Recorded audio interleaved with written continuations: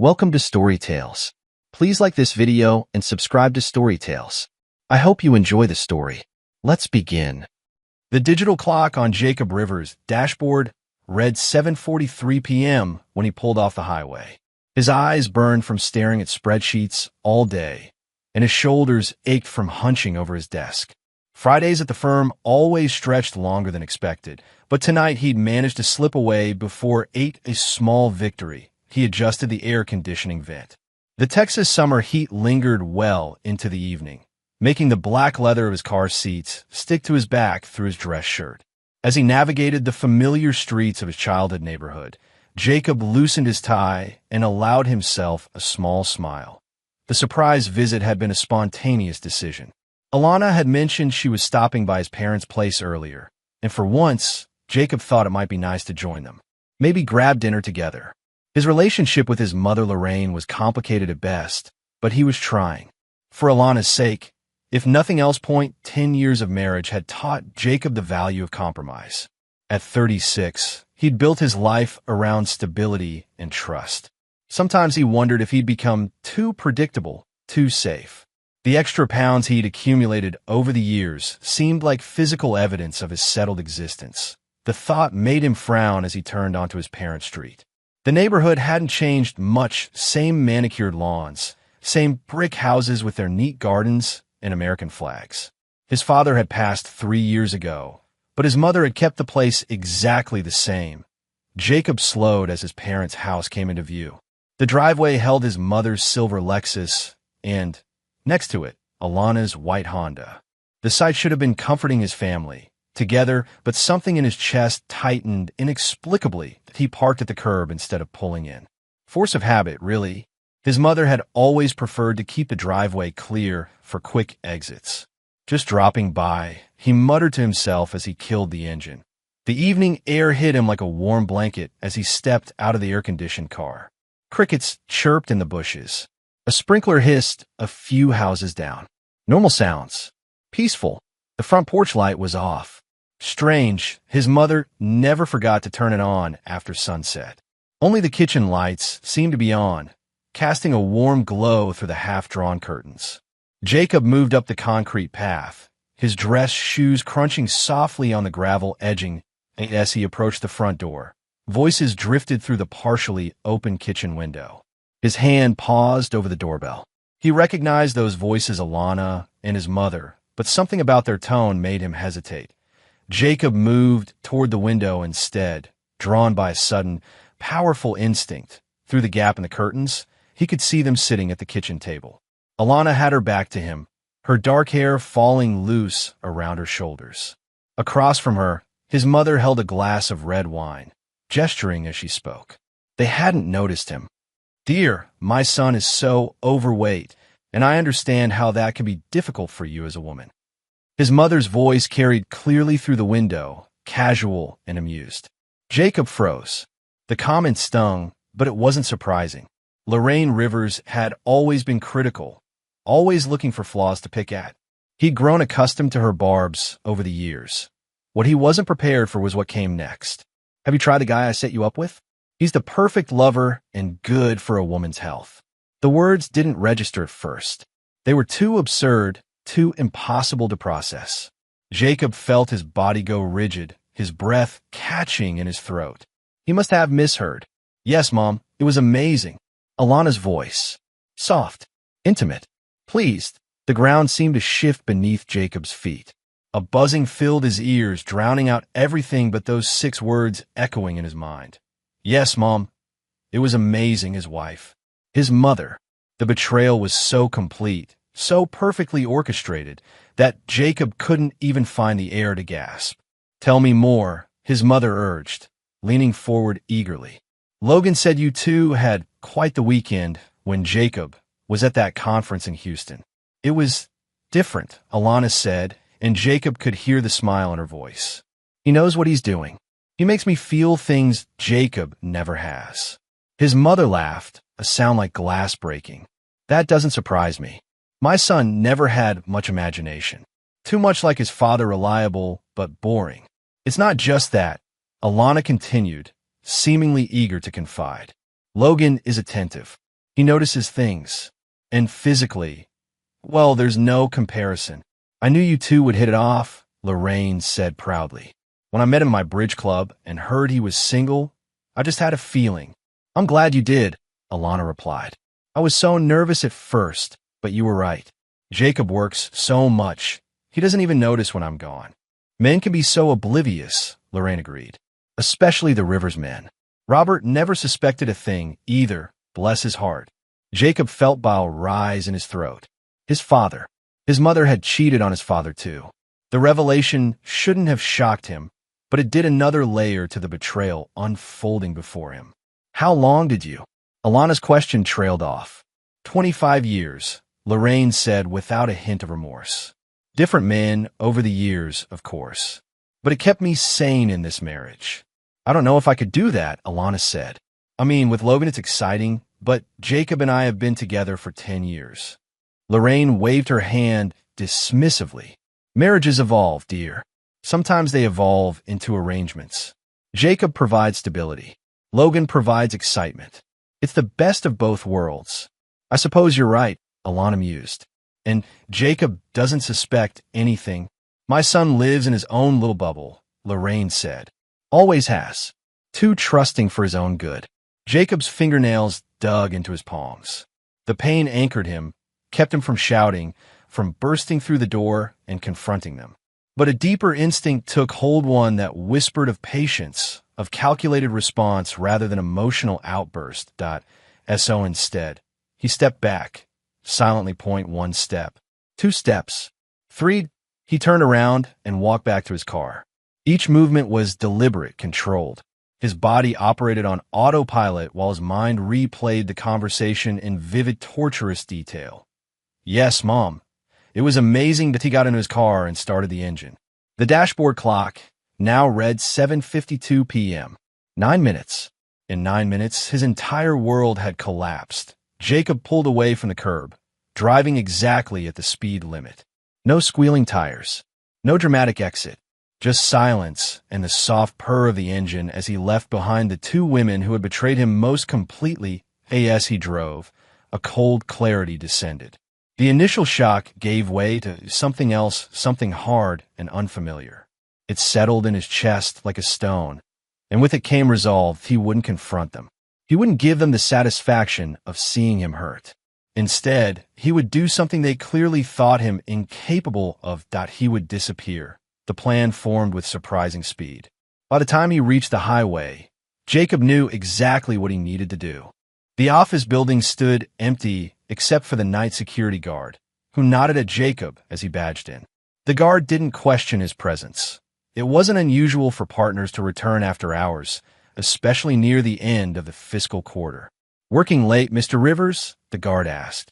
Just forgot something important, Jacob replied, his voice remarkably steady. The elevator ride to the 14th floor gave Jacob time to think.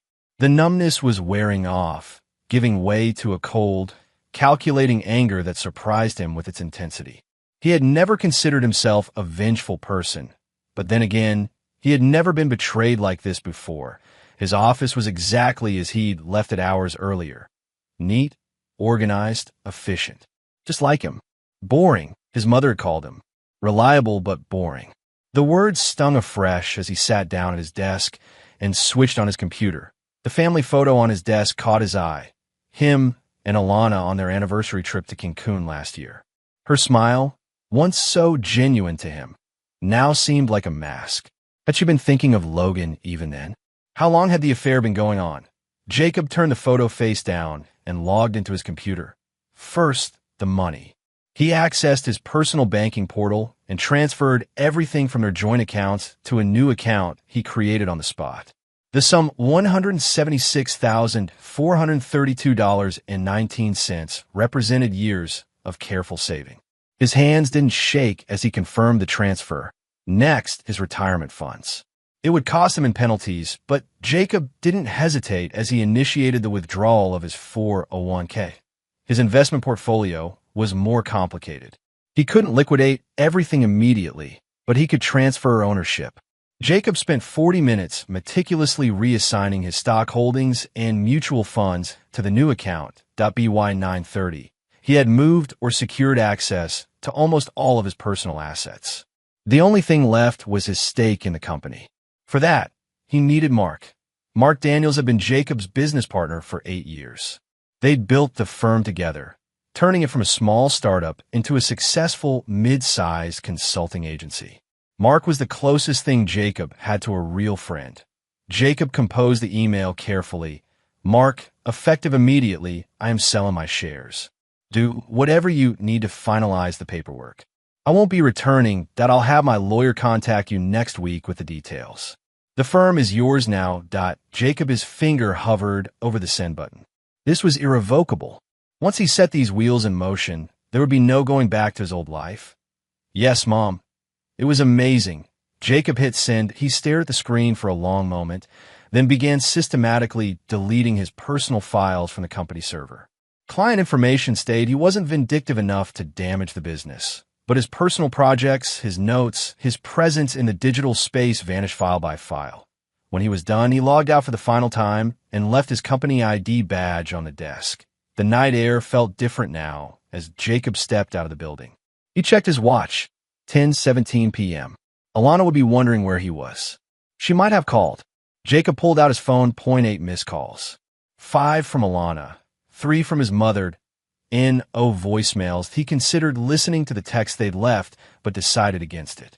Whatever lies they'd fabricated didn't matter anymore. Instead, he drove to an electronics store that was open late. Inside, he purchased a new phone with cash, setting it up with a new number. The salesperson tried to help him transfer his data from his old device, but Jacob declined. Fresh start, he said simply. .by11. Jacob had checked into an airport hotel under his new phone number. The room was anonymous, sterile, perfect for what he needed to do next. Sitting at the small desk, Jacob opened his laptop and began erasing his digital footprint. First, his social media accounts deleted, not just deactivated. Then his email addresses. Finally, his cloud storage, after downloading essential documents to an encrypted hard drive. Next, he canceled his credit cards. The bank representative sounded concerned. Is there a problem with your cards, Mr. Rivers? No problem, Jacob replied. I'm switching financial institutions. I see. Well, we're sorry to lose your business. Is there anything we could do to? No, thank you. Please proceed with the cancellation. By midnight, Jacob Rivers had effectively disappeared from his own life. The man who had existed that morning, the reliable, predictable partner, son, employee, was gone. In his place sat someone colder, more determined. Jacob opened his new laptop and booked a one-way flight out of Texas, departing at 6:15 a.m. Far enough away that running into anyone from his old life would be nearly impossible. As he packed the few things he'd brought with him, Jacob thought about what he was leaving behind. The house he and Alana had bought together. The career he'd built.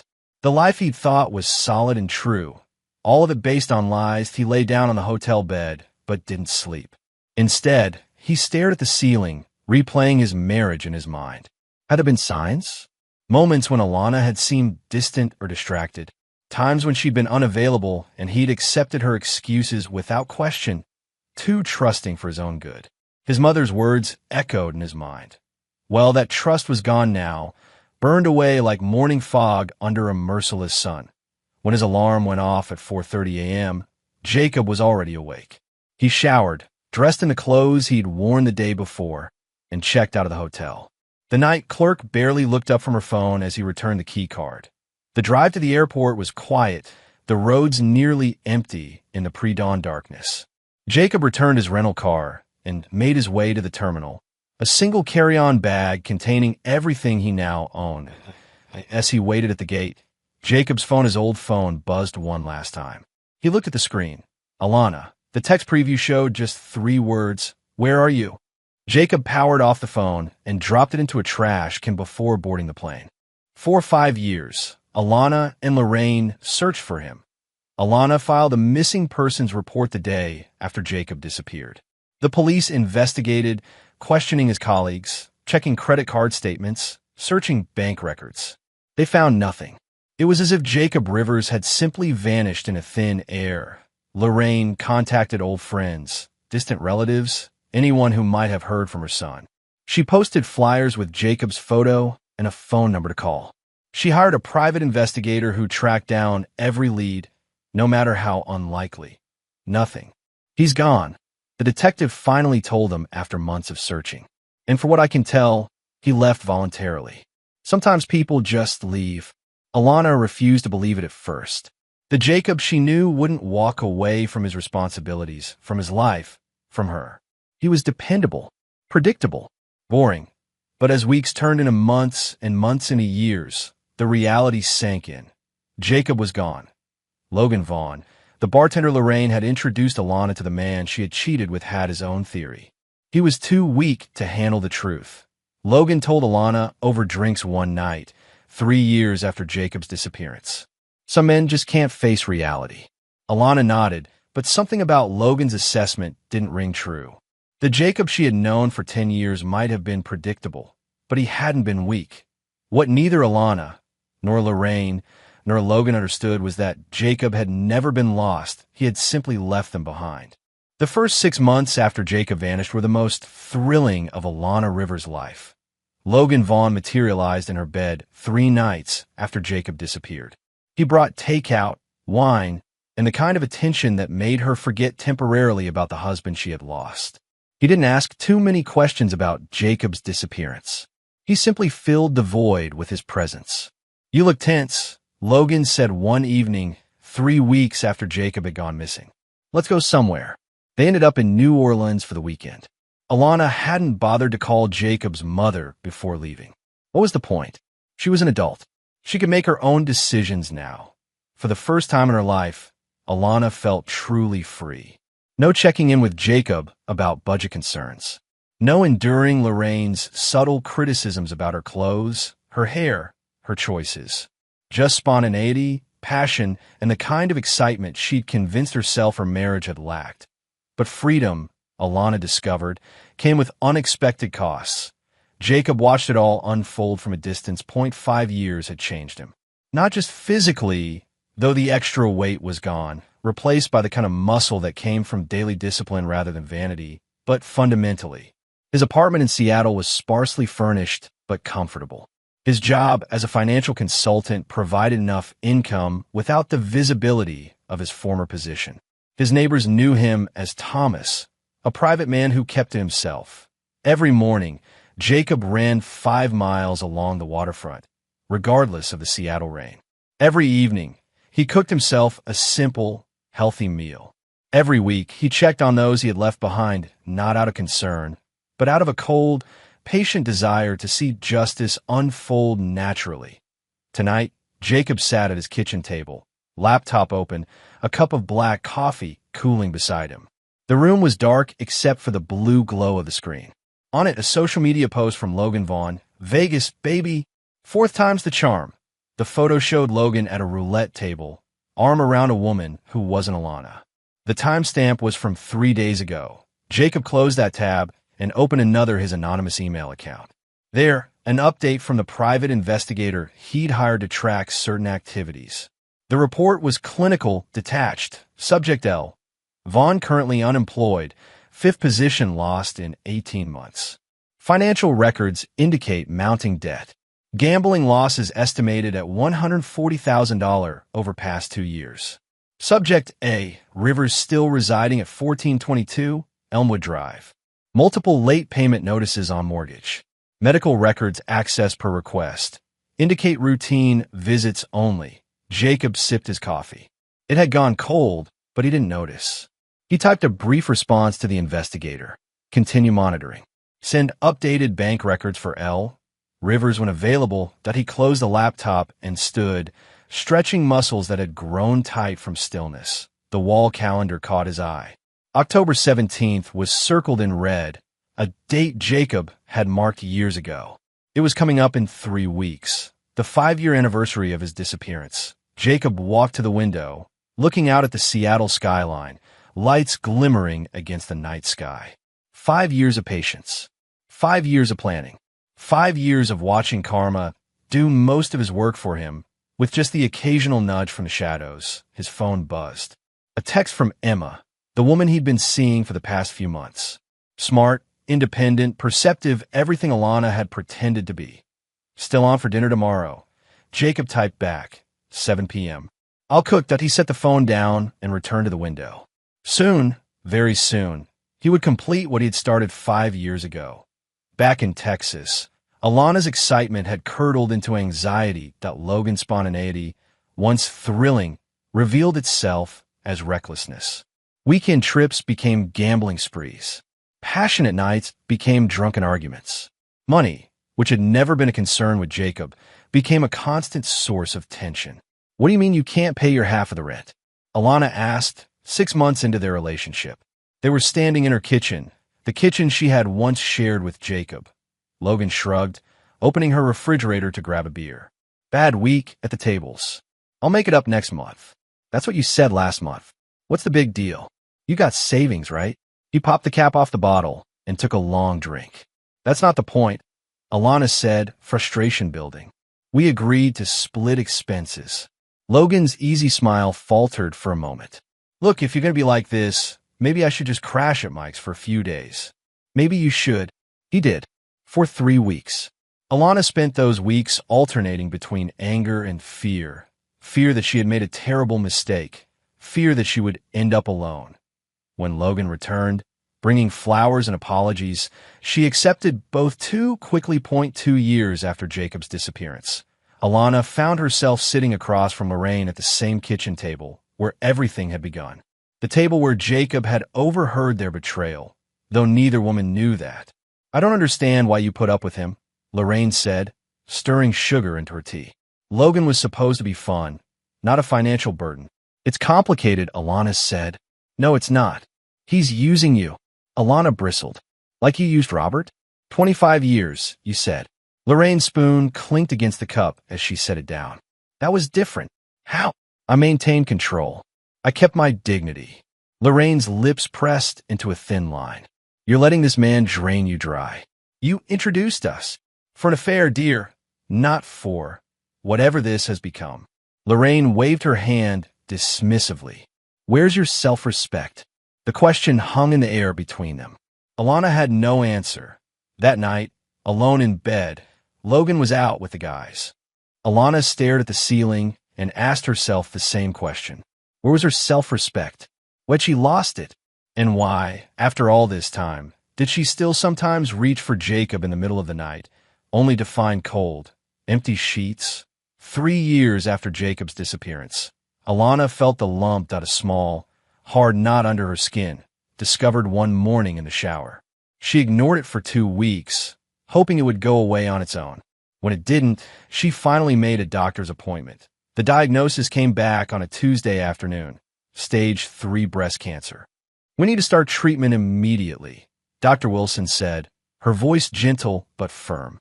The good news is that we've caught it before it's spread to other parts of your body. The 5-year survival rate is around 72%. Alana nodded numbly, hearing only fragments of what followed. Chemotherapy, surgery, radiation. The words swam together, meaningless in the face of mortality. She drove home in a daze, pulling into the driveway of the house she could barely afford to keep. The lawn needed mowing. The paint was peeling. Small signs of neglect that Jacob would never have allowed. Logan's motorcycle wasn't in the driveway. He'd moved in officially 6 months earlier when his landlord had evicted him for non-payment. Inside, Alana sat at the kitchen table and called him.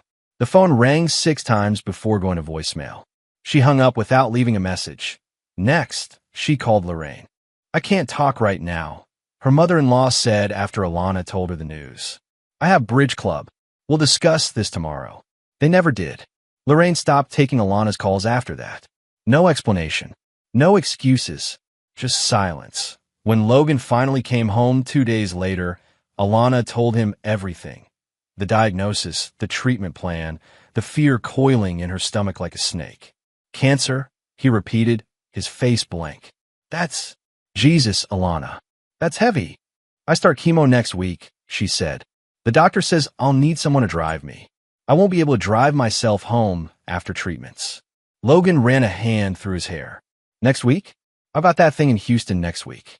The job interview. Can't you reschedule? It took me months to get this interview. He paced the kitchen. Look, can't your mother-in-law take you? Or a friend? Lorraine isn't answering my calls. And most of my friends. Alana stopped. Most of her friends had been Jacob's friends first. After he disappeared, the invitations had slowly dried up. You'll figure it out, Logan said, patting her shoulder awkwardly. You always do. The first chemotherapy session left Alana vomiting for hours. The second made her hair fall out in clumps. By the third, she was too weak to drive herself, relying on a neighbor's kindness to get to and from the hospital. Logan stayed away more and more. The sickness freaks me out, he admitted one night. I'm not good with this stuff. A week later, he was gone. No note. Just empty drawers and a void where his presence had been. Alana called Lorraine again. This time, the number was disconnected. Sitting on the bathroom floor, clutching the toilet after another bout of vomiting, Alana had a moment of clarity.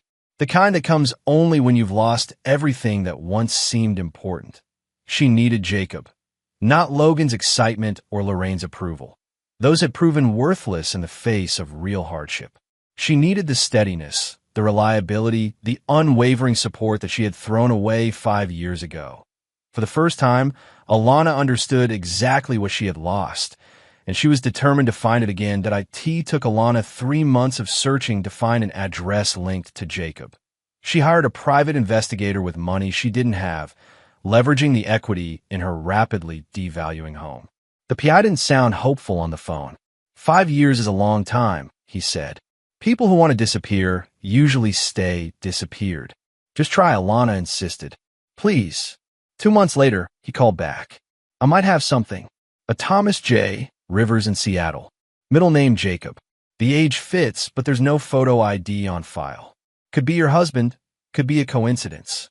Send me the address. 1 week later, Alana stood on a street in Seattle, looking up at an apartment building. Ordinary. Nondescript. The kind of place you'd walk past without a second glance.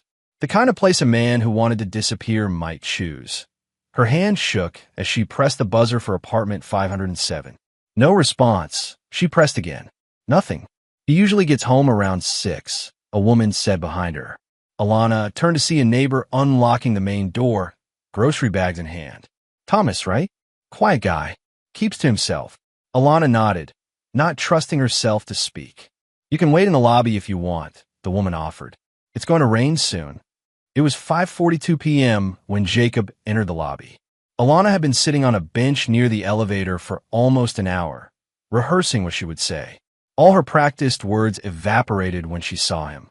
This wasn't the Jacob she had known. The soft edges were gone, replaced by sharp angles and defined muscle. His hair was shorter, his posture straighter. He moved with a confidence she didn't recognize, but it was his eyes that stopped her cold. Where there had once been warmth, there was now only a calculating detachment. Jacob stopped when he saw her, his expression unchanging. No surprise, no shock, nothing. Jacob, Alana whispered, rising from the bench on legs that threatened to give way beneath her. He didn't respond, simply stood there, assessing her with those cold eyes. Can we talk? She asked. Please. Without a word, Jacob walked to the elevator and pressed the call button. Alana followed, uncertain if the lack of refusal constituted permission. They rode to the 5th floor in silence. The elevator felt too small, too intimate for the gulf between them. Alana stole glances at his profile, harder, sharper, unfamiliar. Jacob unlocked his apartment door and held it open. Not an invitation, exactly, but Alana stepped inside anyway. The apartment was minimalist. Clean lines, functional furniture, few personal touches. Nothing like the warm, cluttered home they had shared. How'd you find me? Jacob asked, closing the door. His voice was the same, yet different, deeper, more controlled. Private investigator, Alana said. It took months. Expensive. Yes. Jacob moved to the kitchen area and filled a glass with water. He didn't offer her one. Why are you here? He asked. The bluntness of the question caught Alana off guard. In her imagined scenarios, there had been shock, questions about his disappearance, maybe even remnants of a love they had once shared. Jacob, her voice broke. She took a deep breath, steadying herself. I needed to see you. What? I made a mistake. A terrible mistake. The words tumbled out now, rehearsed but sincere. I should have never listened to Lorraine. Logan was a mistake. I lost everything and you expect me to care? Jacob interrupted, his voice sharp as a blade. Alana stared at him, stunned by the coldness. This wasn't the Jacob she knew. The Jacob she knew would have offered comfort, understanding, forgiveness. I have cancer, she said, the words falling between them like stones. Jacob's expression didn't change. We all die eventually, he replied. The cruelty of the response knocked the breath from her lungs. Alana stumbled back, bracing herself against the wall. You don't mean that, she whispered. I do. What happened to you? Tears welled in her eyes. This isn't you. The man you knew died 5 years ago, Jacob said. You and Lorraine killed him. We didn't know you hurt us that night, Alana said, realization dawning. You overheard us talking. Yes. And you just left? Without a word? Do you know what that did to me? Anger flared, briefly overriding her desperation. Do you know what you did to me? Jacob countered, his voice still eerily calm. 10 years of marriage, Alana. 10 years of trust. And I find out my own mother set my wife up with another man. It was a mistake. People make mistakes. No. Jacob set his glass down on the counter. A mistake is forgetting an anniversary. A mistake is saying something hurtful in anger. What you did was a choice. A series of choices, made day after day, each one a betrayal. Alana sank to her knees, the enormity of what she had done finally hitting her with full force. I'm sorry, she sobbed. I'm so sorry, Jacob. Please, I need you. Jacob looked down at her, his expression unmoved by her tears. No, you don't need me. You need what I represent. Security, stability, comfort. The things you threw away for excitement. That's not true, Alana protested. I love you. I always loved you. Love doesn't betray. People make mistakes, she repeated, clutching at straws now. Even you. Running away instead of confronting us, that was a mistake too. For the first time, a flicker of emotion crossed Jacob's face, a cold, hard anger that made Alana shrink back. I didn't run away, he said, his voice dangerously quiet. I made a decision. The difference is, I only hurt the people who hurt me. What Alana didn't know, what she couldn't have known, was that Jacob had been watching, that he knew about her cancer. He had seen the medical records, forwarded by the private investigator he'd hired years ago. He knew Logan had abandoned her at the first sign of real hardship. He tracked the man's movements to Las Vegas, then to Los Angeles, then back to Texas with a new woman on his arm. He knew Lorraine was drowning in debt, unable to maintain the lifestyle she'd grown accustomed to after Jacob cut off her access to his finances and anonymously reported her tax evasion to the IRS. He knew everything because he had orchestrated it all. Not directly. He hadn't given Alana cancer or forced Logan to leave or made his mother stop answering calls. But he had created the conditions for their downfall, removed the safety nets they had taken for granted, and then watched as they fell. Jacob walked to the window, looking out at the Seattle skyline as Alana sobbed on his floor. The sight didn't move him. 5 years of nursing his betrayal had cauterized his capacity for sympathy, at least where these particular people were concerned. Get up, he said finally, not turning around. Sit down like an adult. Alana struggled to her feet and made her way to the couch, wiping ineffectually at her tears. The chemotherapy had taken its toll. She was thin, fragile, her scalp covered by a brightly colored scarf that only emphasized the pallor of her skin. You want to know what happened to me? Jacob asked, turning to face her. I woke up. I saw the world as it really is, not as I wanted it to be. What does that mean? Alana asked. It means I've been watching you, Alana. All of you. For 5 years. Her eyes widened. What? I watched you move Logan into our house. Jacob continued, his voice flat. I watched you drain our savings to support his gambling. I watched my mother use you until you weren't useful anymore. How could you know all that? Alana's voice was barely a whisper. The same way I knew about your cancer diagnosis the day you received it, Jacob said. The same way I knew when Logan left. The same way I know my mother's house is being foreclosed on next month. You've been spying on us. Monitoring, Jacob corrected. From a distance. I wanted to see justice unfold naturally. Justice? Alana repeated, confusion clouding her features. What are you talking about? Jacob sat in the chair opposite her, leaning forward, his eyes locked on hers. Did you ever wonder why Logan suddenly lost his job at the accounting firm 3 years ago? Alana shook her head. His employer received an anonymous tip about some creative bookkeeping he'd been doing. With evidence.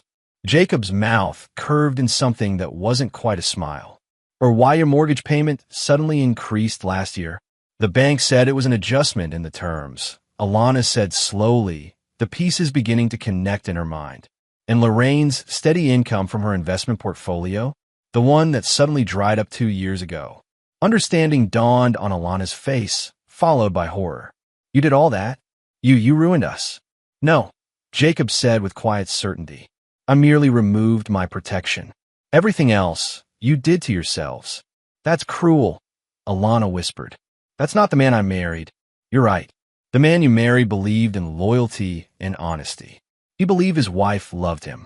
He believed his mother, despite her flaws, had his best interests at heart. Jacob's voice remained steady, but his eyes blazed with a cold fire. That man died the night he heard you call another man amazing in his mother's kitchen. Alana flinched as if he'd struck her. I made a mistake, she said again, her voice small. A mistake you would have continued making if I hadn't left, Jacob countered. How long would the affair have gone on, Alana? Months? Years? Would you have eventually left me, or just kept lying to my face while sleeping with Logan behind my back? I don't know, Alana admitted, dropping her gaze. I wasn't thinking clearly. Lorraine made it sound so reasonable, so normal. And that excuses it. No.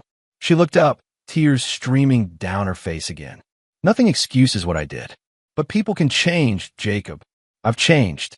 These past few years, the cancer. I've realized what matters. What matters to you now is that you're alone and afraid, Jacob said. You need someone to take care of you, and all your other options have evaporated. That's not fair, isn't it? Jacob raised an eyebrow. Would you be here if Logan had stayed? If you were healthy?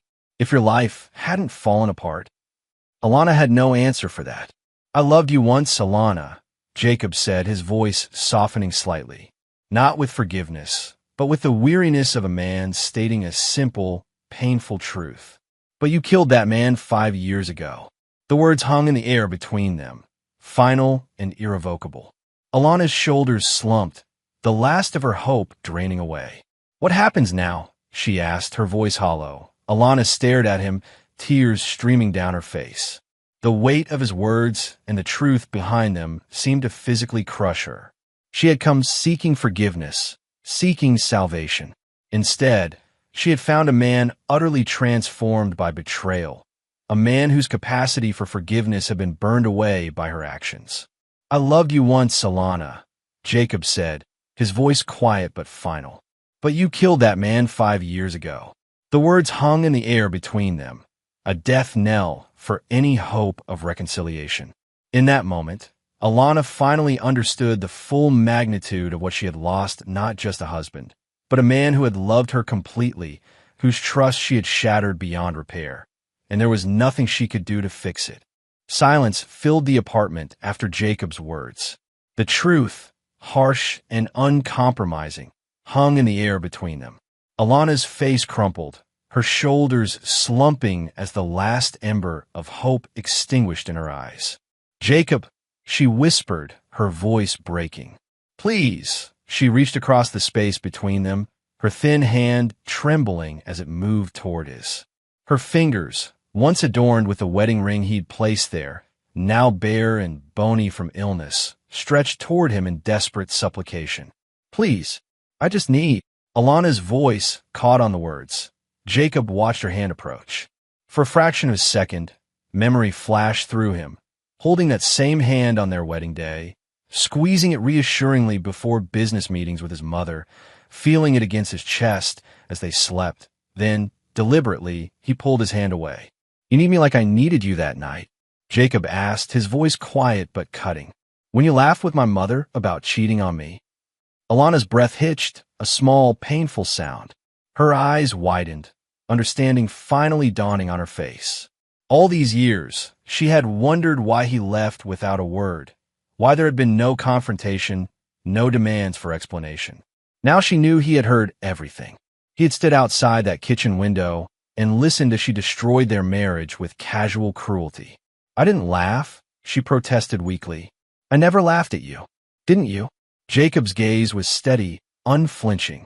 I heard the smile in your voice when you called him amazing. I heard how eager you were to share details with my mother. What would you call that, if not laughing at me? Alana had no answer.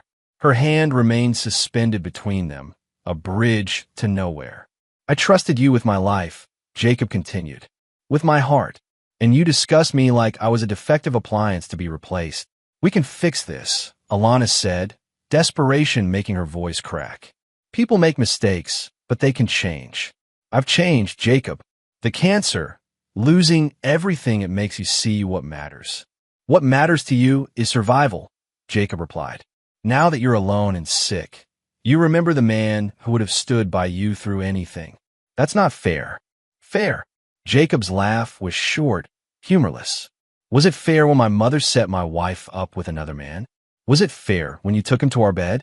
Was it fair when you both assumed I was too blind, too trusting to ever find out?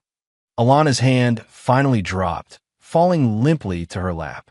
No, she admitted. None of that was fair. Life isn't fair, Alana. That's the lesson I learned 5 years ago. Jacob stood, crossing to the window. The Seattle skyline spread before him, lights blinking against the darkening sky. Now you understand how it feels to be thrown away. Alana rose unsteadily from the couch. Her legs wobbled beneath her, weakened by illness and emotion. She took a tentative step toward Jacob, then another. Don't leave me alone, she begged. The doctors say my chances are good, but the treatment is brutal. I can't do this by myself. Jacob turned to face her. For the first time, something like pity flickered in his eyes, not warm enough to be compassion, but an acknowledgement of her suffering. Yes, you can, he said. You're stronger than you think. You just never had to find out before. What if I'm not? Then you'll fail, just like I might have failed 5 years ago. Jacob moved past her toward the door. But I didn't. I rebuilt my life from nothing. If I could do it, so can you. Jacob, please. He opened the door, a clear signal that the conversation and any possibility of reconciliation was over. Goodbye, Alana. She stood frozen for a moment, the finality of his words sinking in. Then, slowly, she walked to the door, pausing as she passed him. I'm sorry, she whispered. For everything. Jacob didn't respond.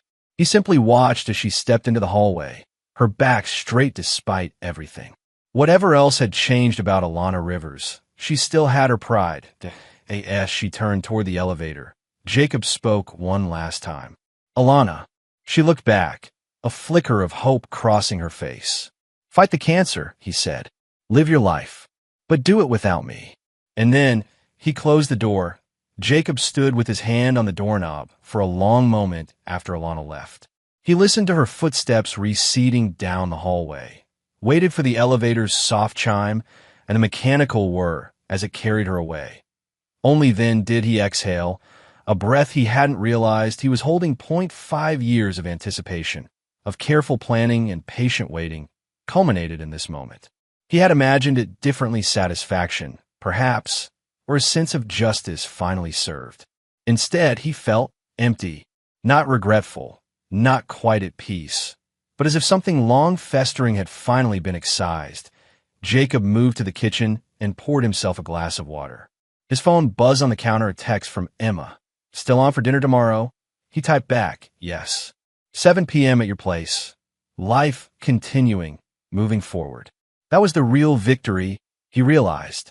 Not confrontation or revenge, but the simple fact that he had built something new from the ashes of betrayal. Jacob glanced at the door one last time. The chapter with Alana was finally, irrevocably closed. 2 weeks after Alana's visit, Jacob sat at his desk, reviewing financial reports for a client. The October rain tapped against his office window, a soothing backdrop to the quiet concentration of his work. He had always found comfort in numbers, their reliability, their impartial truth. His office phone buzzed. His assistant's voice came through the speaker. "Mr. Rivers, there's a call for you on line 1. The woman wouldn't give her name, but she says it's urgent. Family emergency." Jacob's fingers stilled on the keyboard. There is only one person who might call his office claiming a family emergency. "Thank you, Lisa. I'll take it." He lifted the receiver and pressed the blinking button. For a moment, he said nothing, simply waited. "Jacob, are you there?" Lorraine's voice, tight with anxiety, filled the line.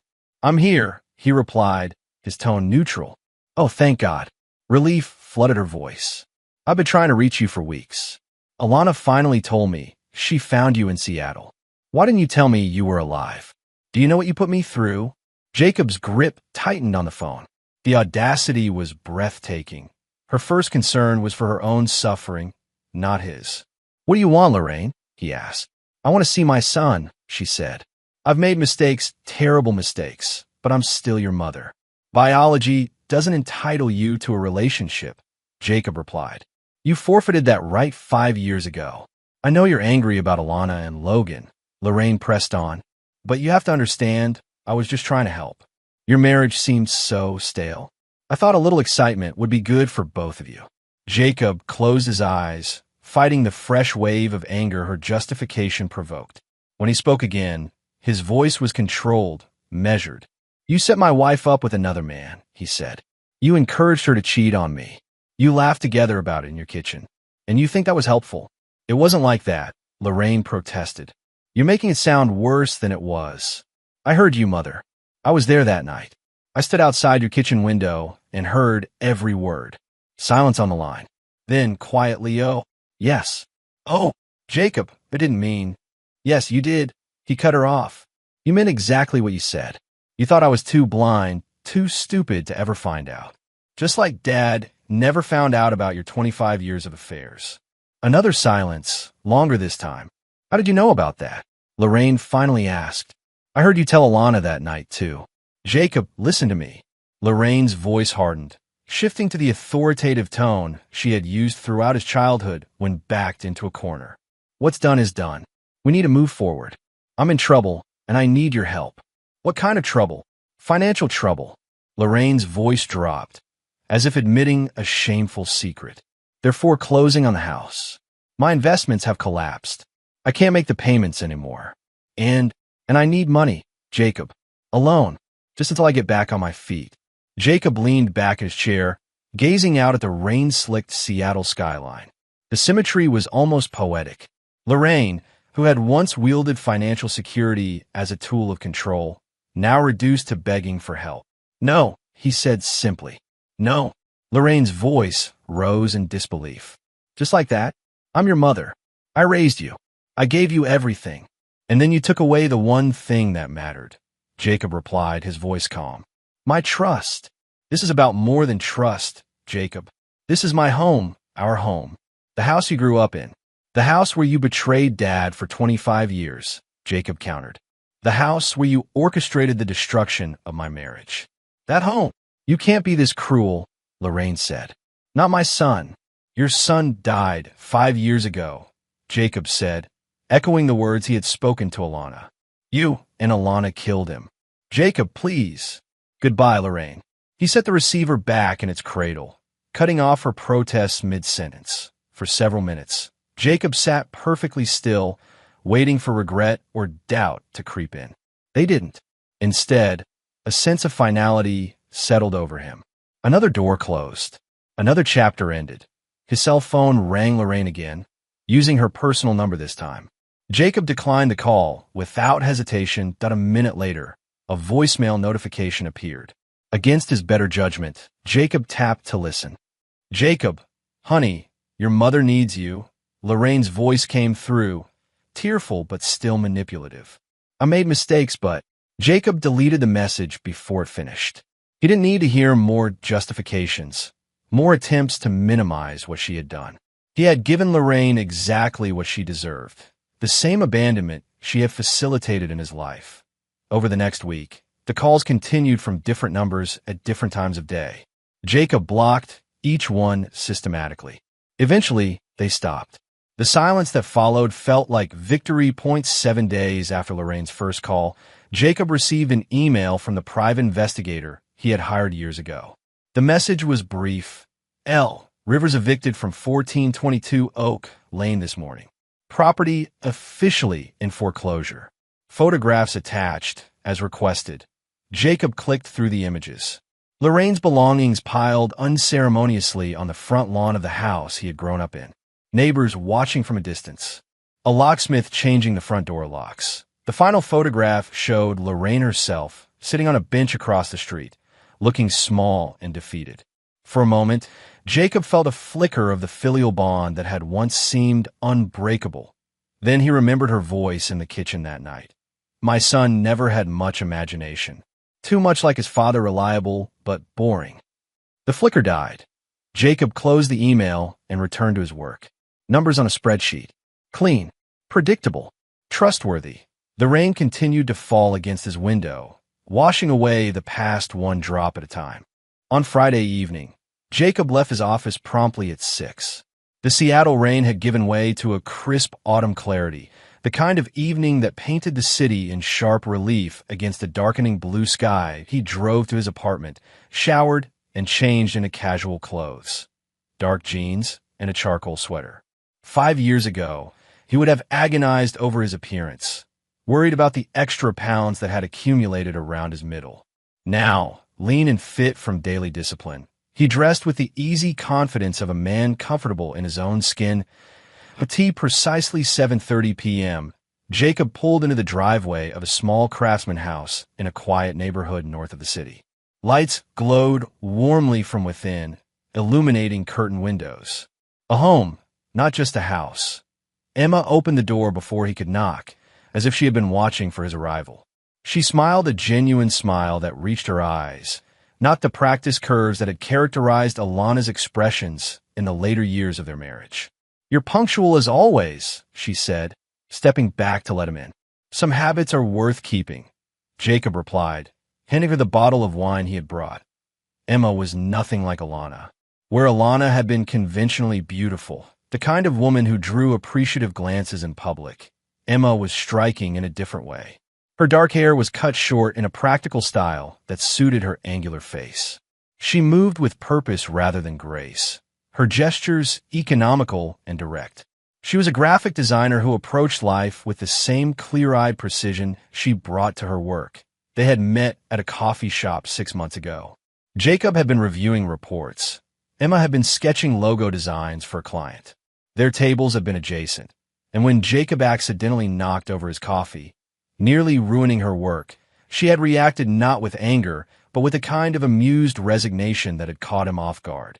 If it had hit my designs, the universe would have been doing me a favor, she had said, handing him a napkin. The client keeps asking for pizzazz. I'm not entirely sure what that means, but I'm fairly certain I'm not delivering it. Her honesty had been refreshing. Her lack of pretense, compelling. They had exchanged numbers, met for dinner the following week, and gradually built something that felt solid. Unlike his relationship with Alana, which had been forged in the crucible of youth and idealism, what he shared with Emma was founded on clear-eyed realism. They saw each other plainly, without illusion or excessive expectation. Now, in Emma's kitchen, Jacob watched as she moved confidently around the space, putting the finishing touches on dinner. The normalcy of the moment struck him how far he had come from the devastation of 5 years ago. You're quiet tonight, Emma observed, glancing at him as she stirred something on the stove. Rough day. Jacob considered the question, how to explain that he had finally closed the door on his past, that he had faced both Alana and Lorraine and walked away unscathed. Not rough, he said finally, just consequential. Emma raised an eyebrow. That sounds ominous. It's not, Jacob assured her. Actually, it's the opposite. I resolved some old business that had been hanging over me. The ex-wife business. Emma asked directly. She knew the broad outlines of his past. A betrayal, a clean break, a new start. Though he had never shared the specific details, Jacob nodded. She found me. Came to Seattle looking for something. Forgiveness, maybe. Or help. And did she get it? Emma's tone was neutral, curious rather than jealous or concerned. No, Jacob said simply. Some doors can't be reopened once they're closed. Emma studied his face for a moment, then nodded, accepting his answer without pressing for details. It was one of the things he valued most about her. Her respect for boundaries, her understanding that some parts of a person's past were better left undisturbed. Well, I'm glad you resolved it, she said, turning back to the stove. Dinner's almost ready. Pour the wine. Jacob opened the bottle and filled 2 glasses. As he handed one to Emma, their fingers brushed a small point of contact that felt more honest than all the passionate embraces he had shared with Alana. Over dinner, they talked about everyday things, her latest design project, his new client, the book they had both been reading. Normal conversation. Healthy conversation. No manipulation. No hidden agendas. No subtle power plays. Later, sitting on Emma's couch with coffee, Jacob felt a peace he had not known in years. The television played softly in the background, neither of them really watching it. Emma's head rested against his shoulder, her breathing even and calm. I was married once, Emma said suddenly, breaking the comfortable silence. Did I ever tell you that?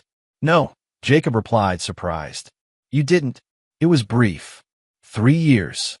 She took a sip of coffee. He wasn't a bad person, just not the person he pretended to be when we met. Or maybe I saw what I wanted to see. What happened? I came home early one day and found her with my best friend. Emma's voice was matter-of-fact, without the raw edge of unhealed pain. It was such a cliché that I almost laughed. Almost. Jacob tightened his arm around her shoulders. I'm sorry. Don't be. It was years ago, Emma said. The point is, I understand doors closing. I understand how betrayal changes you. Makes you more cautious, more realistic. Some would say more cynical, Jacob observed. Maybe, Emma conceded, but I prefer to think of it as clear-sighted. I see people as they are now, not as I want them to be. Is that how you see me? Jacob asked. Emma tilted her head up to meet his gaze. I see a man who rebuilt himself after something broke him. I see someone who doesn't make promises lightly and who values honesty above comfort. I see you clearly, Jacob, and I like what I see. The simplicity of her statement, the straightforward acceptance it offered, touched something in Jacob that he had thought permanently closed off. Not the blind trust of his youth that was gone forever, but something more mature, more grounded. A willingness to be known, truly known, by someone who had earned that privilege. I like what I see, too, he said quietly. Emma smiled and settled back against his shoulder. They sat in comfortable silence, 2 people who had learned the hard way that real intimacy wasn't built on grand gestures or passionate declarations, but on the quiet truth of seeing and being seen. Outside, the Seattle night deepened, stars appearing one by one in breaks between the clouds. Inside, in the warm circle of lamplight, Jacob poured himself another cup of coffee, leaned back on the couch, and looked toward the future. The door to his past was finally, irrevocably closed. He would never look back again.